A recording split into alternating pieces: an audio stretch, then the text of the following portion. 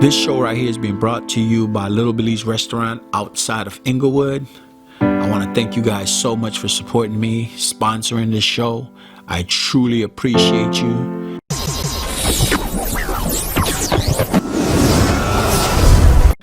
In today's video, I'm going to discuss with you about America's plan to separate, divide, and break apart the black family.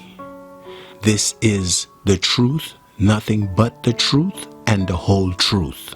Growing up as a young kid, USA was always marketed as one of the best countries to live. It was always marketed as one of the richest country in the world.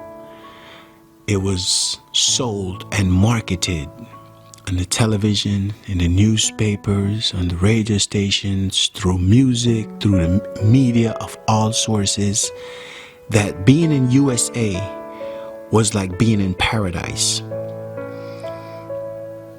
It always has been promoted as if once you get to USA, you are going to be rich, you're going to have all the opportunities in the world to have the best life ever.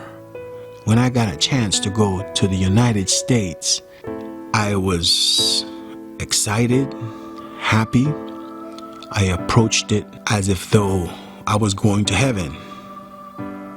As a matter of fact, if you compared heaven to any place, it would have been America, USA.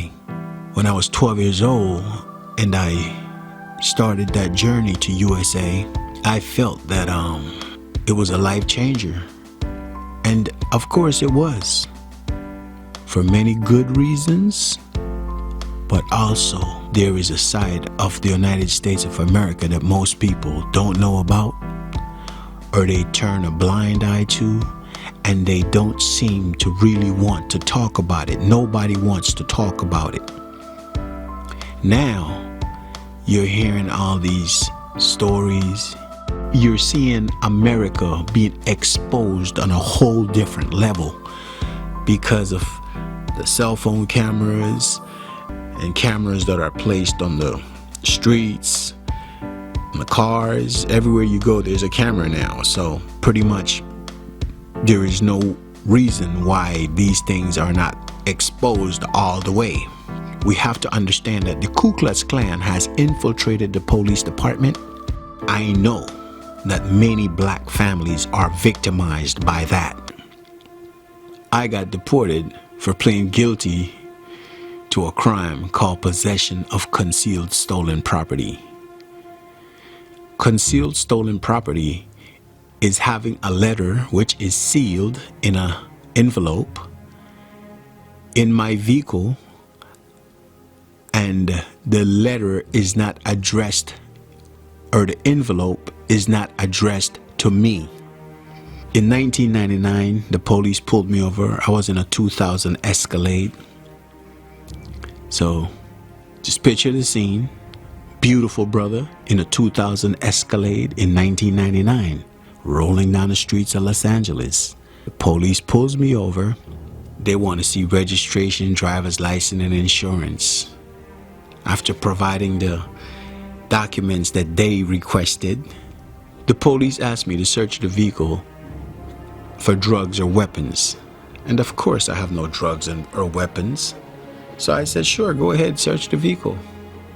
At the time I knew that I didn't have to give him permission, but to not give him permission, he still would be able to then detain me and have 72 hours to search the vehicle or to get a warrant.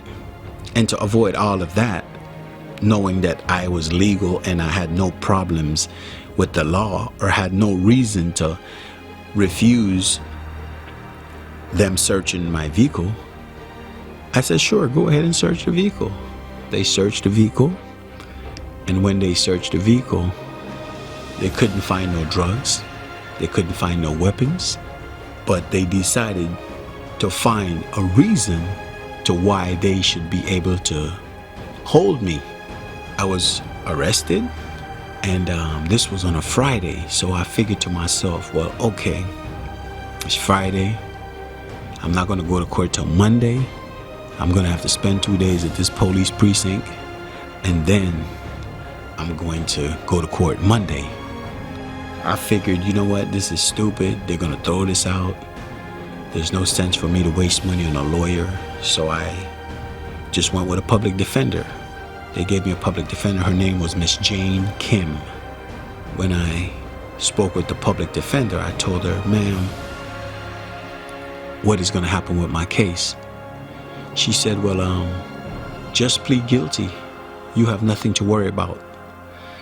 You'll be out of here today. Just go ahead and plead guilty. I'm like, why should I plead guilty? I didn't do anything. She said, well, nobody's saying you did anything. And did you give the police permission to search your vehicle? I said, yes, I did. She said, did you have the envelope in your vehicle? I said, yes, I did. She said, well, that's all they're saying.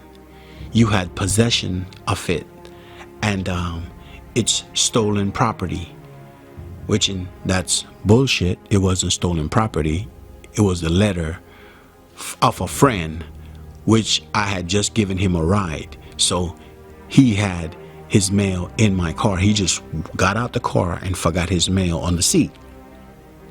So with her telling me that this mail was reported stolen and all of that, I knew it was bullshit.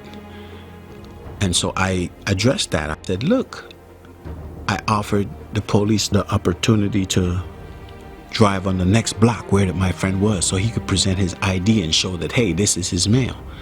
She said, well, look, this is not a trial today. Today, you're going into arraignment.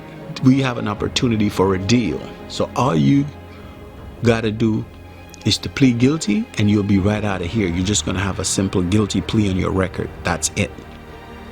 You're going to do no time in jail. You're going to be placed on probation, and you'll be released today if you plead guilty. If you don't want to plead guilty, you go back to your cell.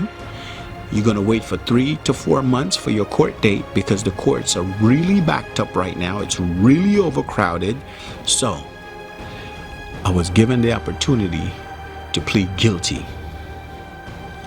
What if I don't plead guilty? She said, if you don't plead guilty, you go back to your cell, you wait for your court date, and then at that time, you can bring your friend in for him to claim his mail. If you're trying to call your friend to show up to your court date and he doesn't get your calls or he doesn't show up, you will be facing 3 to 5 years in prison.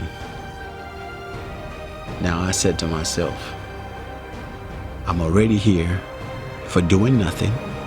Take this to trial and they want to find me guilty, and they find me guilty, I'll be facing 3 to 5 years in prison. But today I have a chance to plead guilty and walk right out of this place. So I'm going to take that deal. So I pled guilty. This was in 1999.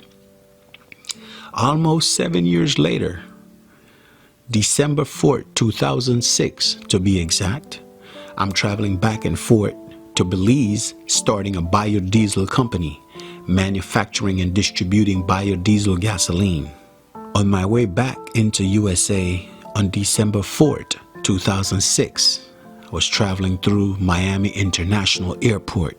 They were doing a sting because of the 9/11. 9/11 meaning the blowing up of the Twin Towers in New York. The terrorist alert was on high. So anyone traveling into the USA, if you weren't born in the US or if you had ever pled guilty to any crime in the US, you can be detained and deported. So as I was entering into the country, they said, if you have ever pled guilty to any crime, you go through that line. If you were not born in the USA, you go through that line. So I went through the line and I explained to them that I had pled guilty to a crime, So they looked on the computer and of course they could not find it.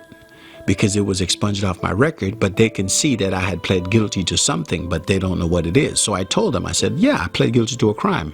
That's why I'm through here. And they were like, what did you plead guilty to? And I told them what it was. And they were like, well, look, what we're going to have to do is we're going to have to detain you. And then you're going to see a judge, and then the judge will decide whether or not you can enter into the USA. And I was like, sure, no problem. Actually, I was excited and I was happy for that, because I thought to myself, good, this is just what I needed, because I had an album that I had recorded and I was working on a documentary called Life After Deportation.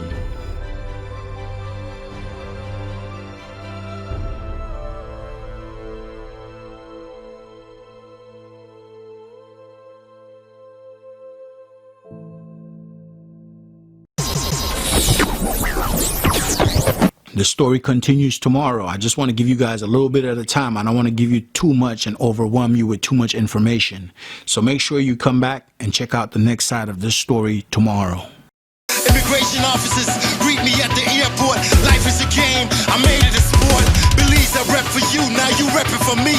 Most wanted, last standing, deportee. I am extremely grateful to Yona Rosado for all that he has done for me and continue to do. He just want to see good. He want to give people in Belize a chance to do good. And he would prefer to not even be put in the spotlight or to even be talked about. I'd like to thank Queen Lerna for sponsoring and supporting and encouraging not just me, but many, many other artists in Belize. You are the force and the engine behind many of the things many artists are doing. Thank you so much. I would like to thank Little Belize Restaurant out of Inglewood. I would like to thank all of you who have supported my music in any way, shape, or form. Thank you so much. I truly appreciate you. I could not be who I am and do the things that I do without you. Thank you so much. You are appreciated. Oh, oh.